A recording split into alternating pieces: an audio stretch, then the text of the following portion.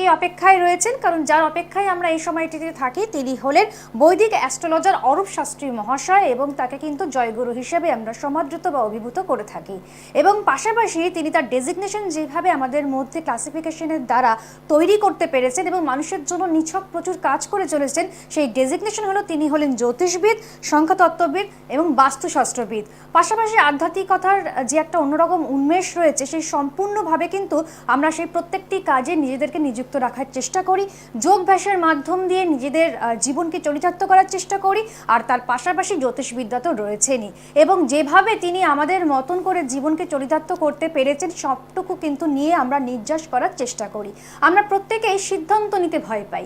অনেক সময় এমন হয় সিদ্ধান্ত নিতে আমরা হঠকারিতার মধ্যে পৌঁছে যাই। অনেক সময় এমনও দেখা যায় যে যখন আমরা সিদ্ধান্ত নিতে শুরু করি তখন কিন্তু সেটা কিন্তু অনেক সময় ভুলে পরিণত হতে শুরু করে। তো সেজন্য কি করতে হবে, সঠিক মানে সিদ্ধান্ত নিতে গেলে অবশ্যই কিন্তু অরূপ শাস্ত্রী মহাশয়ের প্রত্যেকটি কথা সেগুলো শুনতে হবে, বুঝতে হবে, জানতে হবে। তার জন্যই আমাদের এই বিচিত্র অনুষ্ঠান। আপনারা যারা অনুষ্ঠানে কথা বলতে চাইছেন তাদের জন্য বলবো যে আপনারা চলে আসুন, অবশ্যই ফোনে আপনারা কথা বলতে পারছেন। লাইভ স্টুডিওতে যেহেতু আমরা উপস্থিত রয়েছি সেই কারণে কিন্তু আপনাদের ঘরে ঘরে আমরা পৌঁছে যাচ্ছি। এবং তার পাশাপাশি আপনারা সকলেই জানেন যে আমরা কিন্তু চিঠিপত্র পড়তে পছন্দ করি। তার কারণটি হলো আপনারা কিন্তু নিজেদের সমস্যাগুলো তুলে ধরেছেন আমাদের মধ্যে, এবং সেই সমস্যাগুলোর সমাধানের সূত্র নিয়ে আসেন অরূপ শাস্ত্রী মহাশয়। এবং পাশাপাশি ছোট্ট করে একটি কোটেশন দিয়ে শুরু করব, there is no path to happiness, happiness is the path. আমরা অনেক সময় দেখেছি আমরা খুঁজবার চেষ্টা করি যে রাস্তাকে যদি আমরা মসৃণ করতে পারি, সেই কারণে কিন্তু আমরা আমাদের মতন করে ভাবনার চেষ্টা করি, ভাবনার যে একটা অন্যরকম আড়ম্বরতা নিয়ে আসার চেষ্টা করি। সেটি হচ্ছে যে আমরা আগে পথটা পাবো, তারপরে হেসে খেলে থাকবো, কিন্তু সেটা কিন্তু সর্বোপরিভাবে হয় না। আপনাদের মনে রাখতে হবে যে আপনারা যদি প্রথম থেকে হেসে খেলে আনন্দের সমারোহে থাকতে পারেন তাহলেই কিন্তু আপনার জীবনে যে কোনো পাঠ মসৃণ হতে শুরু করবে। তাহলে চলুন না, অনেক রকম কথা তো উঠেই আসে আমাদের এই জীবনে, যে সম্পূর্ণভাবে প্রত্যেকটি জায়গায় নিখুঁত বিচার পেতে গেলে, প্রেডিকশন পেতে গেলে অবশ্যই অরূপ শাস্ত্রী মহাশয়ের সঙ্গে থাকতেই হচ্ছে। এই অনুষ্ঠানকে আপনারা পাথেয় করে নেবেনই নেবেন। তাহলে চলুন আর কোনো অনুষ্ঠানে আমরা আমাদের মতন করে শুরু করি, এবং আমাদের সঙ্গে রয়েছেন অরূপ শাস্ত্রী, তাকে জানাই অনেক অনেক অভিনন্দন আমাদের সঙ্গে থাকবার জন্য। নমস্কার দাদা। নমস্কার, জয় গুরু, জয় গুরু। দাদা, প্রত্যেকটি সময় আমরা চিঠি পড়ার চেষ্টা করি এবং প্রচুর বন্ধুরা কিন্তু প্রচুর মেল করছে, আপনাকে হোয়াটসঅ্যাপ করছে, এবং সেই চিঠিগুলোকে জড়ো করে করে আমরা প্রত্যেকদিন অল্প অল্প করে পড়ার চেষ্টা করি। আপনার কেমন লাগছে এই যে দর্শক বন্ধুরা প্রত্যেকেই আপনার এই অনুষ্ঠান দেখছে এবং আপনি কিন্তু সকলের মধ্যে পৌঁছে যাচ্ছেন, এবং তাদের যে একটা অন্যরকম মাহাত্ম্য বা গুরুত্ব তৈরি হচ্ছে আপনার প্রতি, সেই পটভূমিকায় থাকতে আপনার কেমন লাগছে? প্রথম কথা বলি যে কোনো ভক্ত যারা ভক্ত হতে চাইছে, আমরা এখনো ভক্ত হতে পারিনি, ভক্ত হওয়ার চেষ্টা করছি, যেটা গীতায় ভগবান বলছে যে হাজার হাজার মানুষের মধ্যে একজন আমাকে জানার চেষ্টা করে। তা আমরা কিন্তু সেই রকম মানুষকে খুঁজি আগে। আমরা জানি যে ভগবানের বাক্য কখনো মিথ্যে হবে না। সবাই শুনলেই যে সম্পূর্ণ সেই পথে যাবে তা নয়। হ্যাঁ, কিন্তু এই জন্য আমরা একটু বলি আধ্যাত্মিক কথা, বা এই যে জ্যোতিষী যে জ্ঞানে যে অ্যাবসলিউট ট্রুথ, এগুলো বলি, যাতে আজকে হয়তো সেই পথে না গেলেও কি হয়, আমাদের কানে আমরা কোনো কিছু যদি শুনি, আজকে হয়তো সেই পথে গেলাম না, কিন্তু শোনা তো থাকলো। ইন ফিউচার আঘাত খেয়ে, জীবনে আঘাত খেয়ে, বাস্তবতার আঘাত খেয়ে, সংসার, কারণ সংসার আঘাত দেবেই, তো সংসার হচ্ছে সম্পূর্ণ ভ্রম। কেউ পূর্বজন্মের সংস্কার বসে আগে সেটা বুঝে যায়, কারো একটু লেট হয়। এই জীবনের পরবর্তী স্টেজে যখন মানুষ আঘাত খেয়ে শান্তির জন্য কোথায় যাবে, তখন কিন্তু কখন কোন ভক্তর কথা সে শুনেছিল, বা কোন ব্রহ্মচারী বা কোনো ভক্ত তাকে কোনো গীতা দিয়েছিল, এবার সে গীতাটা মনে হয় তার আজকে একটু উল্টাই। এইভাবে কতজন আধ্যাত্মিক পথে আসে। তা সুতরাং আমরা কিন্তু চাই যেটা, যে আমরা তো চাই যে এটা পুরোপুরি সত্যযুগ হয়ে যাক। কারণ সাত্ত্বিক মানুষ যারা সত্যগুণের পথে যেতে চায়, তাদের কাজই হচ্ছে দিন দিন প্রত্যেক যাতে সত্যগুণ প্রত্যেকটা মানুষের মধ্যে জাগে, সাত্ত্বিক লোক যাতে দিন দিন যাতে বাড়ে সমাজে, এটাই হচ্ছে তাদের মেন লক্ষ্য। যদি যারা রজগুণী প্রধান মানুষ, তাদের কাজ হবে সর্বক্ষণ যাতে সমাজে রজগুণী মানুষ যাতে বাড়ে, আর তামসিক মানুষের কাজ হবে সবসময় সমাজে তমগুণী লোক যাতে দিন দিন বাড়ে। এই ভগবানই ভেঙে গিয়ে এই তিন রকম মানুষ হয়েছে, দিয়ে নিজেই নিজের সাথে ইন্টারঅ্যাক্ট করছে, সমাজে চলছে। ঠিক আছে, এখন মেন হচ্ছে আমি এটা যেটা গীতা শ্লোক বললাম, ঠিক আছে, তা আমি যেহেতু সত্যগুণের পথে যাওয়ার আপ্রাণ চেষ্টা করছি, আপনি জানেন যে ইঞ্জিনিয়ারিং লাইন থেকে ছেড়ে এই পথে, এর মেন উদ্দেশ্য হচ্ছে দিন দিন যাতে মানুষ, কলিযুগ মানে হচ্ছে তমগুণ প্রধান, তমগুণী মানুষ বেশি। তা আমরা কখনো কোনো ভাষণ দিই কখনো জনতার প্রশংসার জন্য নয়, কারণ জনতার প্রশংসা পাওয়ার আশাই হচ্ছে সম্পূর্ণ রজগুণ, ওর ফলই হচ্ছে দুঃখ। গীতা বলছে রজগুণের ফল হলো দুঃখ। তো বুদ্ধিমান লোক কখনো সেই পথে যায় না। আমরা খুশি হব তখন যখন আমাদের কোনো কথা বা যে কোনো সিদ্ধ মহাপুরুষের ভক্তের কোনো সাধুর কথা যখন কেউ জীবনে একটু ইমপ্লিমেন্ট করতে পারে, তার একটা আলাদা এফেক্ট আমাদের সেইটা আমরা জীবনে খুশি হব। আসবে, কারণ সমাজে সাত্ত্বিক লোকের সংখ্যা বাড়বে, পজিটিভ ভাইব্রেশন পজিটিভ বাড়বে, সমাজে দেবতার সংখ্যা বাড়বে, সত্যগুণ মানে দেবতা, নির্মল সুখ, জ্ঞান এবং আনন্দ। ঠিক আছে, তা আমরা দেখতে পাই সত্যযুগে ভাগবত পুরাণে, আমরা যে কোনো পুরাণে আমরা দেখতে পাই, ভাগবত পুরাণে পুরোপুরি আছে যে সত্যযুগের শুরুতে কি ছিল না, অধিকাংশ মানুষই ছিল আত্মার ধ্যানে লীন, এই সুখদেবের মতো আধার, এই রামকৃষ্ণ দেবের মতো আধার। বাকি 50% ছিল এই স্বামী বিবেকানন্দের মতো আধার। মানে তার মানে কিরকম অবস্থা সত্যযুগে। তার আরেকটু পরবর্তীকালে আমরা যেটা দেখতে পাই, ঘরে ঘরে ত্রিসন্ধ্যা ভগবানের আরাধনা, এটা মাস্ট।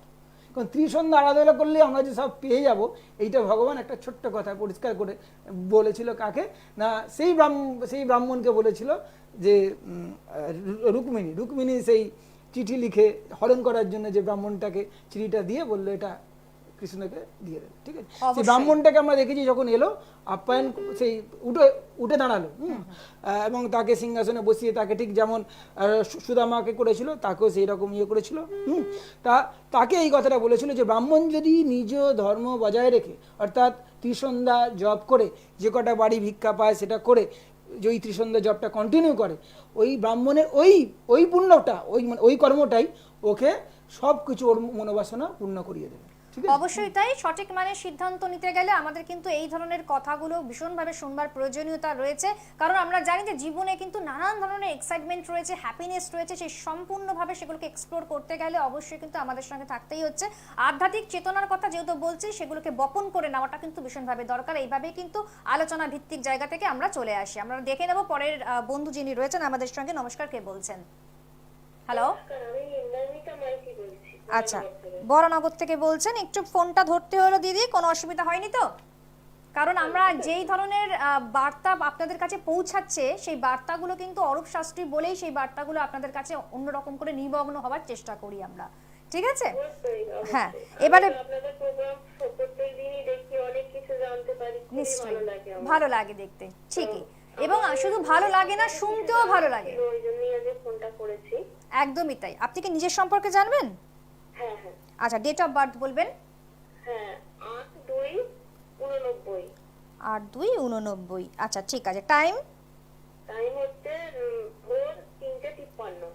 ভোর 3:53। বার্থ প্লেস, জন্মস্থান বলবেন? আচ্ছা দিদি, আপনার ফোনটা বোধহয় ডিসকানেক্ট হয়ে গিয়েছে, আপনি আবারও ট্রাই করুন, অবশ্যই কিন্তু আমরা চলে আসব, আপনার ফোনটা অবশ্যই নেব। আচ্ছা, প্রথমেই হচ্ছে আমরা চিঠি পড়ার চেষ্টা করি, কারণ বহু মানুষ বহু রকমের চিঠি আমাদের কাছে এরকমভাবে লিখবে এবং সেটা কিন্তু আমরা পড়বো, সেই আশা আকাঙ্ক্ষা আমরাও যেমন রাখি, এবং যেহেতু আপনারা শুনছেন আমাদের অনুষ্ঠান, আপনাদেরও সেই আশা আকাঙ্ক্ষা রয়েছে শুনবেন বলে। তাহলে চলুন, প্রথম চিঠিটি লিখেছেন মালতী মাইতি, মেদিনীপুর থেকে। গুরুজি, আমি জানতে চাই ভক্তদের জীবনে এত দুঃখ কেন আসে? এটা একটা অন্যরকম প্রশ্ন, কিন্তু মেন হচ্ছে দুঃখের, যেটা আমরা ভাবি যে এটা ভক্ত দুঃখ পেয়েছে, ঠিক আছে, ভগবান বলছে যে আমি যদি ভক্তের সুখের আবাস, এই ক্ষণিক সুখের, এটা তো ভ্রম, এটা মায়ের রাজ্য, এই ক্ষণিক সুখের আশায় যদি, মানে আবাসে, ক্ষণিক সুখের আবাসে যদি আমি আগুন না জ্বালি, তখন কি হয়, মানুষের কিছু খেলনা পেয়ে সেই দিকে কিন্তু সম্পূর্ণ ভুলে যায়। তার লক্ষ্যটা কি, লক্ষ্যটা তখন ঠিক জায়গায় যায় না। তো ওই জন্য ভক্তকে আমি চারপাশে দুঃখের আগুন জ্বালিয়ে ভক্তকে কোলে নিয়ে বসি। চারপাশে অজ্ঞান জীব, বিষয়ী জীব, কিছু খেলনা পেয়ে যারা ভুলে আছে, তারা তখন সেই ভক্তকে দেখে ভক্তের অভাব, ভক্তের লাঞ্ছনা, ভক্তের সংযোগ, ঠিক আছে, তো এইগুলো দেখে তারা উপহাস করে। ঠিক আছে, এটা নিয়ম, এটা চিরকাল যুগ যুগ ধরে এসেছে। বলছে কিন্তু তারা বোঝে না যে ভক্তই একমাত্র সেফ আছে, বাকি সব যারা সব উপহাস করছে তারা কিন্তু সেফ নেই, তাদের বেশ নেই তলায়। ঠিক আছে, এইটা হচ্ছে ব্যাপার। তা ভক্তের দুঃখ কেন, এটা আর একটা কথা যেটা আমি গীতার শ্লোক, যেটা এখন মনে পড়ছে আমার, যেটা ফেমাস শ্লোক 8 নম্বর অধ্যায়ের, যেটা সকল ভক্তরাই জানে, যে যারা সত্যগুণের পথে যাবে, অর্থাৎ সত্যগুণ মানে ঈশ্বরের পথ, যারা সত্যগুণের পথে যাবে এদের প্রথম জীবনটা মনে হয় যেন বিষের মতো, যত দিন যাবে তত অমৃতের মতো, ঠিক আছে। আর রজগুণের পথে যাবে যারা, নাম যশ টাকা পয়সা দিন রাত সেই পেছনে দৌড়েচ্ছে, ঠিক আছে। তা এর ফল কি বলছে, এই পথটা প্রথমটা মনে হয় যেন অমৃতের মতো, যত দিন দিন যাবে বিষের মতো। আমরা কোনটা সিলেক্ট করবো সেটা হচ্ছে আমার আধারের উপর। ঠিক ঠিক। এই যে সত্যগুণের পথে কি না, প্রথম জীবনটা মনে হচ্ছে যেন বিষের মতো। কেন বিষের মতো? ভক্ত কিন্তু সুখে থাকে, কিন্তু এই যে চারপাশে ভক্তের উপর নিন্দা অপবাদ অত্যাচার, ঠিক আছে, তাকে ডাউন করার, আমরা দেখেছি চৈতন্যদেবকে মেরে ফেলার প্ল্যান, বিবেকানন্দকে বিষ খাইয়ে মেরে ফেলার প্ল্যান, এগুলো বিবেকানন্দ নিজে বলছে যে ভালো কাজ করতে, যত ভালো কাজ, যত টপ লেভেলে ভালো কাজ করবে, আধ্যাত্মিক কাজ হচ্ছে সবচেয়ে বড় কাজ, তাকে তো পুরো ডাউন করে দেওয়ার সব রকম প্ল্যান চলবে, ঠিক আছে। চিরকালই এটা হয়ে আসছে, কিন্তু ডাউন করা সম্ভব না, ভক্তকে কখনো নষ্ট করা যায় না, সম্ভব না, ঠিক আছে। এই যে ভাষণ যা কিছু আমরা আধ্যাত্মিক কথা বলি, ঈশ্বরের ক্ষমতা ছাড়া বলা সম্ভব নয়, ঠিক আছে। এইটা হচ্ছে দুঃখ ভক্ত করা কখনো পায় না, ওটা মনে হয়। তা যেটা ভক্ত কি প্রার্থনা যেটা করতে পারে, বিষয় লোক সেটা চিন্তাই করতে পারে না। ভক্তের প্রার্থনা কি, যেটা আমাদের গুরুদেব বলছে না, সংসারে যত রোগ শোক দুঃখ জ্বালা অপমান সব যেন আমাকে ঘিরিয়াই তাণ্ডব নৃত্য করে, এমন এমন ভগবান রোগ দাও যে রোগের কোনো ওষুধ এখনো বেরোয়নি, তবেই জানবো যে তুমি আমাকে ভালোবাসো। এই হচ্ছে প্রার্থনা। এই প্রার্থনাতে বিষয়ী লোক তো চিন্তাই করতে পারবে না, ঠিক আছে। কারণ ভক্তের অনেক জন্মের অভিজ্ঞতা, অনেক তপস্যা করার পরে বুঝতে পারে যে, যখন আমরা দেখেছি কুন্তি যুদ্ধ শেষে যখন ভগবান বললো বলো কি বর চাও, কুন্তি কি চাইলো বর, যে আমার যেন জীবনে প্রত্যেকটা ক্ষণে ক্ষণে বিপদ আসে।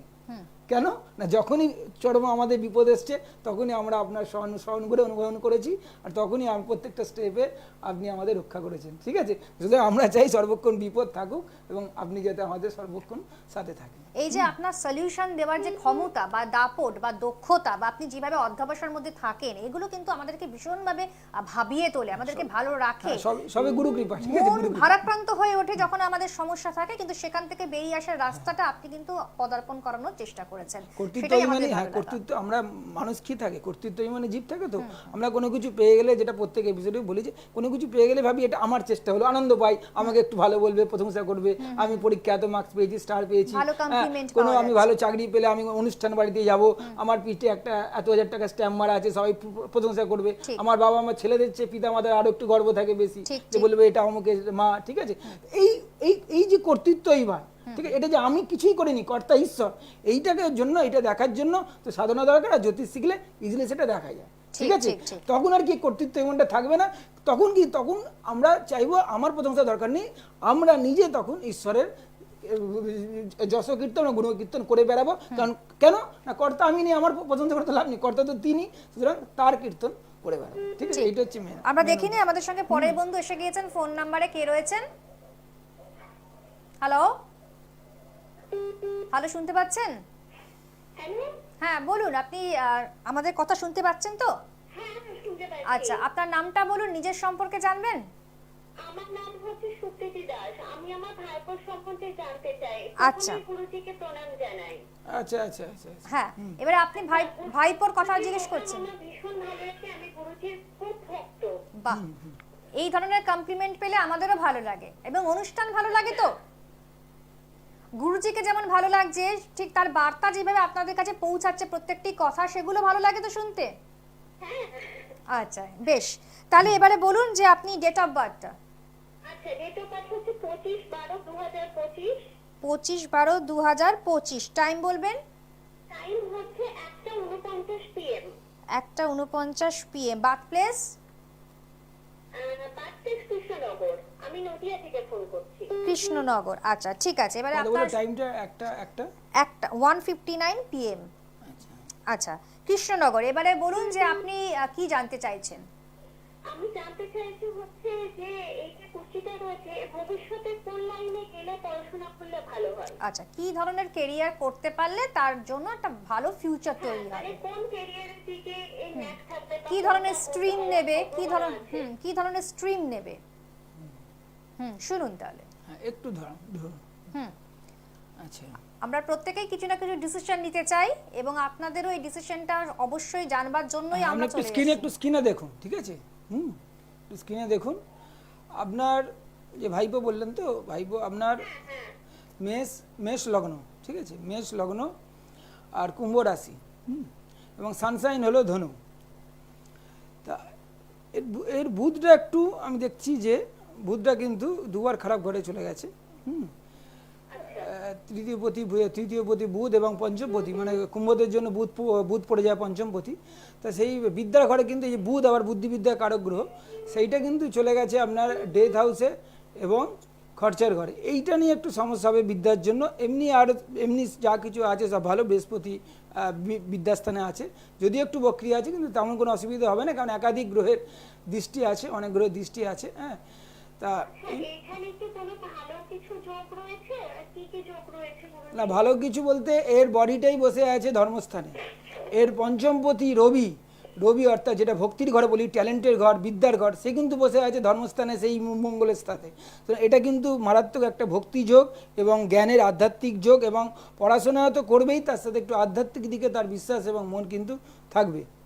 কারণ এই রবি মঙ্গল দুটোই কিন্তু বসে আছে ধর্মস্থানে, এবং মেন সাকসেস ঘরে, চন্দ্র থেকে মেন সাকসেস ঘরে। বুধটার জন্য একটু বেশি সমস্যা হয়ে যাবে। বুধটা একটু বালকসুলভ হবে, কখনো মানে বুদ্ধিটা যেন হঠাৎ করে মনে হবে ইম্যাচিওর। আচ্ছা, আর কোন দিকে প্রফেশনে ভবিষ্যতে যাওয়ার সম্ভাবনা আছে গুরুজি? প্রফেশনে বলতে দেখুন, একটু তো সব চার্ট একটু দেখতে হয়, এর জন্য আমি যেটা বলি যে 4টে চার্ট মিনিমাম দেখতে হয়, ঠিক আছে। আমি একটু আপাতত মেন চার্ট এবং D9 চার্টটা একটু দেখে বলছি। এই নবাংশ চার্টটা আমি একটু দেখছি, শুক্র খুব স্ট্রং দেখাচ্ছে, সপ্তম ঘরে আছে। বৃহস্পতি এমনি ঠিকই আছে, বৃহস্পতি, ভাগ্যবতী চন্দ্র বাকস্থানে, মঙ্গল ও কর্মস্থানে। আচ্ছা, বিদ্যা দেখুন, এডুকেশনাল বিদ্যা তো একটা করবে, ঠিক আছে, কিন্তু আমরা দেখেছি যে আমরা এক ধরনের বিদ্যা করি, কিন্তু প্রফেশনাল হয়ে যায় অন্য। তা যেই দিকে ও টার্ন নেবে সেইটা আমি একটু বলছি, কারণ ওইটাই কিন্তু আলটিমেটলি যাবে, ঠিক আছে, কুণ্ডলী যেটা বলে। আমরা এক নিয়ে পড়াশোনা করি, আমি যেমন ইঞ্জিনিয়ারিং নিয়ে পড়েছি, একসময় খুবই খুবই খুবই ভালোবাসতাম ওই সাবজেক্ট পড়াতে, এখন জ্যোতিষ এবং আধ্যাত্মিকতা বেশি। তা কুণ্ডলীতে কিন্তু সেইটাই থাকে। তা এখন ওর যেটা হবে একটু গুপ্তবিদ্যা, যে কোনো গুপ্তবিদ্যার প্রতি সিক্রেট কিছু নলেজ। হ্যাঁ, যদি পড়াশোনাটা একটু যদি বুধের একটু প্রতিকার একটু করান, বুধ যদি বিদ্যাটা ভালো হয়, তখন এমনকি একটু রিসার্চের দিকেও কিন্তু এটা যাওয়া একটা যোগ আছে। কারণ বুধ কিন্তু একটা রিসার্চের দিকে যাওয়ার, মানে যেহেতু অষ্টম ঘর কিন্তু রিসার্চের দিকেও একটা যোগ আছে। অনলাইনের একটা কানেকশন আছে, যেহেতু থার্ড হাউস বুধ তৃতীয়পতি পড়েছে। আমি সুতরাং আমি বলবো ডাক্তার, দেখুন ডাক্তার বা ইঞ্জিনিয়ারের চন্দ্রটাকে একটু মানে ডাক্তার হতে গেলে চন্দ্রটা খুব ভালো ঘরে ছিল, কিন্তু স্ট্রং রাহু খেয়েছে। স্ট্রং রাহু খেয়ে নিয়েছে, চন্দ্রটার প্রতিকার করাতে হবে। ডাক্তারির জন্য চন্দ্রকে, মানে চন্দ্র মানে আমাদের বোঝায় মেডিসিন। তাই মেডিসিন নিয়ে যদি কারবার করতে হবে, সুতরাং ডাক্তারি চন্দ্রটাকে একটু ভালো করতে হবে। আপনি তাহলে যদি মানে আমি বলবো চন্দ্রটাকে প্রতিকার করান, ঠিক আছে। আমরা আমাদের জিজ্ঞাসা করতে হয় না, যেমন অনেকে ধনযোগ, শুক্রটা ভালো আছে। শুক্রটা এমনি খারাপ নেই, ঠিক আছে। ভাগ্যস্থানে মেন সাকসেস ঘরে আছে, বিয়ের পরে আরও উন্নতি হবে, ভাগ্য খুলবে। এর সেকেন্ড চার্টে শুক্র খুবই স্ট্রং আছে, তা সেই দিক দিয়ে ভালো। হ্যাঁ, আমাদের মেন ধনসম্পত্তির জন্য দ্বিতীয় ঘর দেখতে হয়, এবং শুক্র, ঠিক আছে। বৃহস্পতিও মোটামুটি খারাপ নেই। হ্যাঁ, তো সুতরাং ওভারঅল এমনি ঠিক আছে। আশা করি আপনি প্রত্যেকটি প্রশ্নের উত্তর পেয়ে গিয়েছেন, এবং আপনাকে যথাযথ মনে হচ্ছে যদি চেম্বার অ্যাড্রেসে পৌঁছাতে হয় আরো তাহলে কিছু কিন্তু চার্ট চলে দেখতে আসুন। হয়, আরো কিছু দশা অন্তর্দশা অনেক কিছু এই অল্প টাইমে, যেটা বারবার বলি, একটা কুষ্টি দেখতে গেলে মিনিমাম যত এক্সপার্টিসে জ্যোতিষী হোক আধ ঘন্টা টাইম লাগে, ঠিক আছে। এবং আমরা একদম স্ক্রিনে নাম্বার যাচ্ছে, এবং আমিও বলে দিচ্ছি আপনারা সঙ্গে থাকুন, দেখতে থাকুন। অনেক ধন্যবাদ। অবশ্যই অনলাইন বা অফলাইন কনসালটেন্সি যদি নিতে হয় তাহলে কি করতে হবে, অবশ্যই আপনাদেরকে বুকিং করে আসতে হচ্ছে। বুকিং করার আগে কিন্তু যেই ফোন নাম্বারে আপনারা ডায়াল করবেন সেটি হলো 033690289116। আরেকবার বলছি 033690289116। চেম্বার অ্যাড্রেস হচ্ছে Bhagyalok 51/A, Jatindra Mohan avenue, Shobhabazar, metro crossing, Kolkata 5।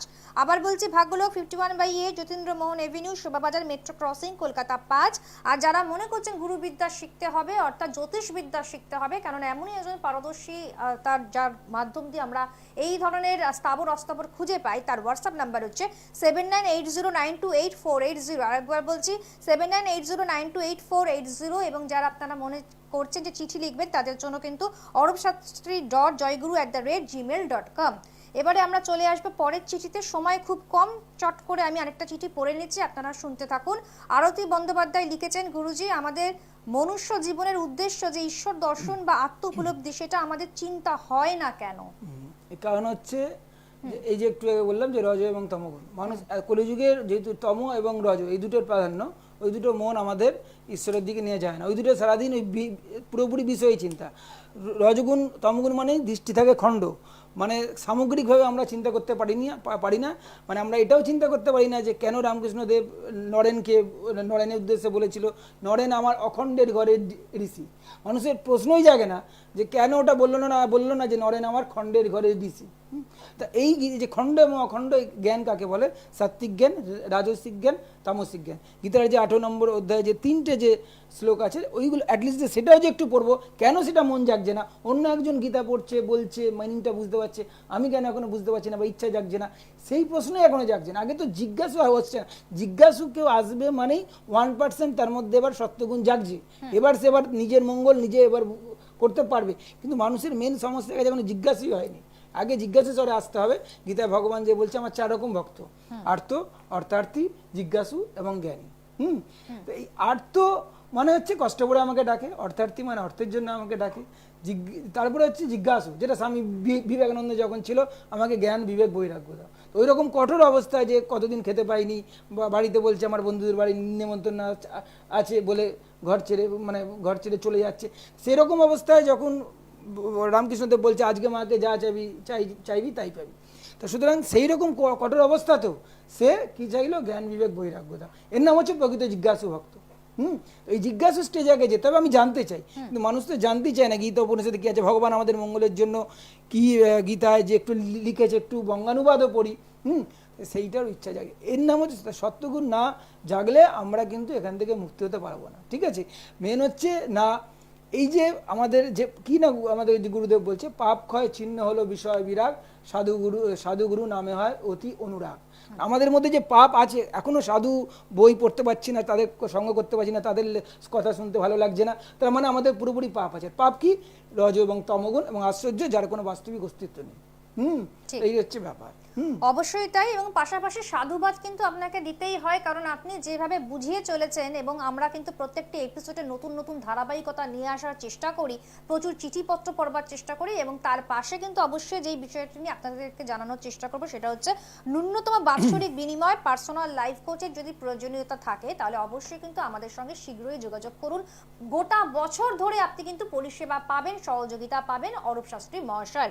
যেমন শরীর স্বাস্থ্য, রোগ মুক্তি, মানসিক অশান্তি, বিদ্যা, চাকরি, ব্যবসা, আর্থিক উন্নতি, প্রেম, বিয়ে, রিলেশনশিপ, ডিভোর্স, মামলা মোকদ্দমা, সন্তানহীনতা, প্রপার্টি, যানবাহন, ঋণ, ইনভেস্টমেন্ট বা আকস্মিক দুর্ঘটনা, লটারি, শেয়ার মার্কেট, সম্পত্তি প্রাপ্তি, সোর্স অফ ইনকাম, বিদেশ যাত্রা, ধর্মকর্ম, বাস্তুদোষ, সম্পূর্ণভাবে কিন্তু একাধিক জায়গা রয়েছে যেখানে আপনি কিন্তু সহস্র জায়গা তৈরি করতে পারবেন নিজের মতন করে। সেখানে কিন্তু আমাদের কোনো হাত আলাদা করে থাকে না। আপনার ভাগ্য কি কথা বলছে, আপনি আপনার ভাগ্যকে কি করে পরিবর্তন করবেন, যদি সেখানে জটিলতা থেকে থাকে তাহলে সেই সময় আপনাকে যদি সিদ্ধান্ত নিতে হয় সেখান থেকে আপনি কি করে বেরিয়ে আসবেন। এই আধ্যাত্মিক মনন বা আধ্যাত্মিক বুনন যেভাবে আমরা আমাদের মতন করে প্রয়োগ করার চেষ্টা করি নিজেদের মাধ্যমে, সেটি কিন্তু একটা অন্যরকম আবশ্যকতা নিয়ে আসে। অরূপ শাস্ত্রী মহাশয় আমাদের মধ্যে উপস্থিত ছিলেন, আছেন, থাকবেন, এবং এইভাবেই কিন্তু বারবার ফিরে ফিরে আমাদের লাইভ স্টুডিওতে আসবেন। এবং আপনারা যারা অনুষ্ঠান দেখছেন উপকৃত হয়েছেন এবং সম্পূর্ণভাবে কিন্তু আপনারা বলেছেন যে অনুষ্ঠান থেকে আমরা অনেক কিছু জানতে পারি, জ্ঞান আরোহণ করতে পারি এবং আমাদের শিক্ষা লাভ তৈরি হয়। তাহলে চলুন আজকে আমাদের অনুষ্ঠান এখানেই শেষ করতে হচ্ছে। আমরা জানাই অরূপদাকে অনেক অনেক ধন্যবাদ আমাদের সঙ্গে থাকবার জন্য। ধন্যবাদ আপনাদেরকেও জানাচ্ছি। ছিলাম অমৃতা, ভালো থাকুন, সুস্থ থাকুন, আনন্দ থাকুন। নমস্কার। দূর আর দূরে নেই অচেনা আচেনা, তাই অচেনাকে জানতে প্রান্তে বা সীমান্তে চোখ থাকবে শুধুমাত্র সৃষ্টিতে, কারণ সৃষ্টি টেলিভিশন